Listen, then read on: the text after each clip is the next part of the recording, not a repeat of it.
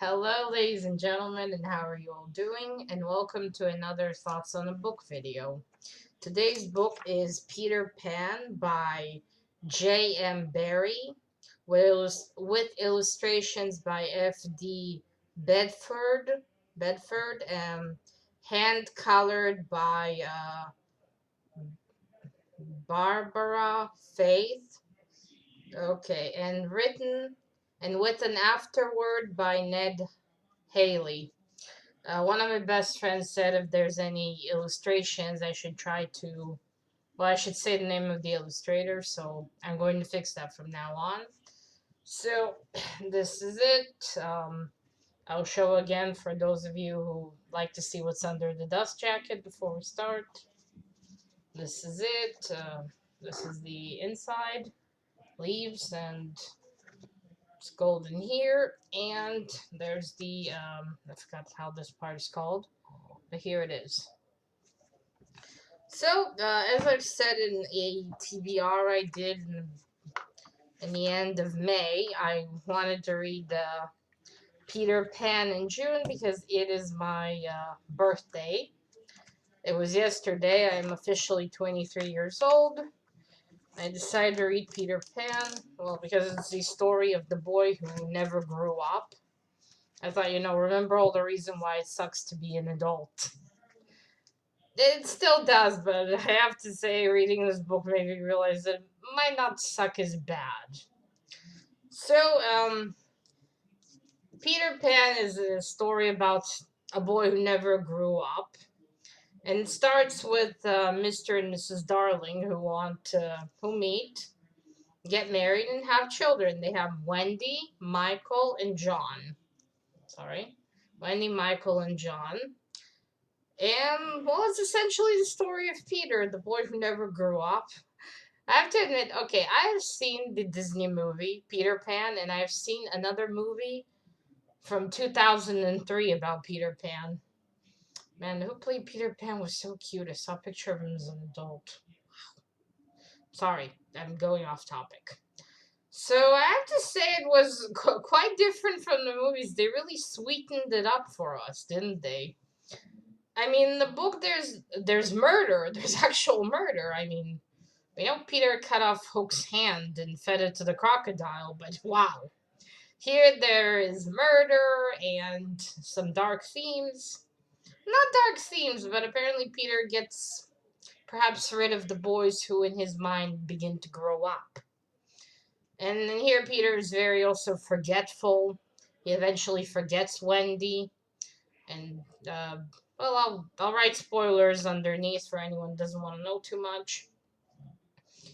So I guess reading this book is a bit bittersweet. You remember all the awesome things about being a kid, not thinking too much, not worrying about much. And then you remember all the good things about also being an adult.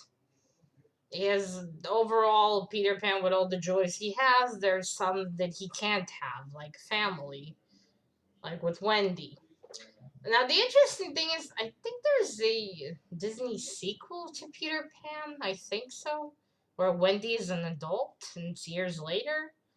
And here there's also towards in the end of the book already, Peter promises, they return home, and the lost children stay with Mr. and Mrs. Darling and become part of the family and grow up. And afterwards, Peter said, her mom, Wendy's mom, Mrs. Darling, she agrees that Wendy can go every year on spring and help Peter spring cleaning. Okay. And so he does, but he doesn't remember to always come back. He sometimes forgets about her. And so one time he forgets for a very long time, and by the time he returns, she's already married and she has a little girl of her own. Jen. Yes, Jen.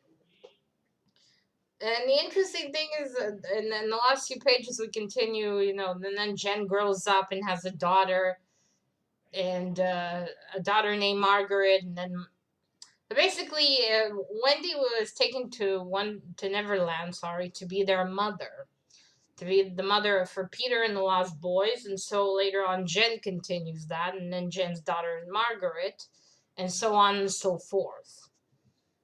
Which is a bit sad in some way because, like, Peter always loses a mother and gets a new one, but he doesn't actually remember that. Also, he kills Hook here. Hook is very scary and sad here.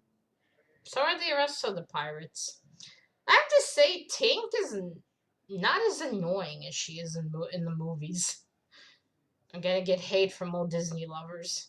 No, but seriously, Tinkerbell in the movies is sometimes very annoying, and here she's not so annoying. And I have to kind of say, it's a sad part because Peter forgets about Tinkerbell. She dies because fairies don't have a very long life, and every time a child says, "I don't believe in fairies," a fairy dies. She falls and dies. That's lovely, lovely.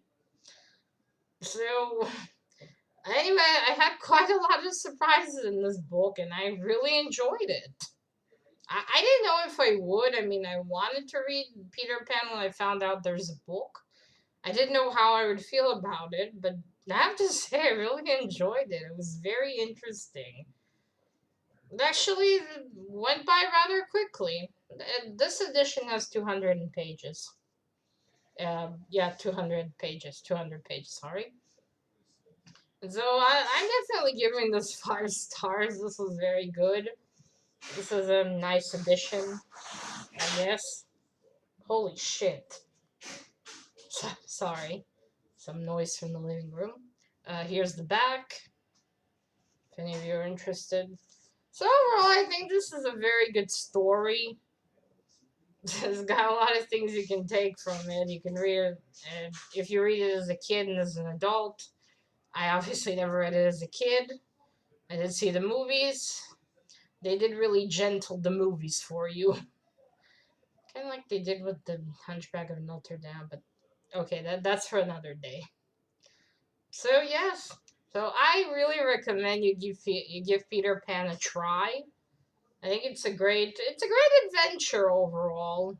It's got a lot of cool stuff, and if you love pirates, excellent. If you love pirates, I don't know what to tell you if you really love the movies.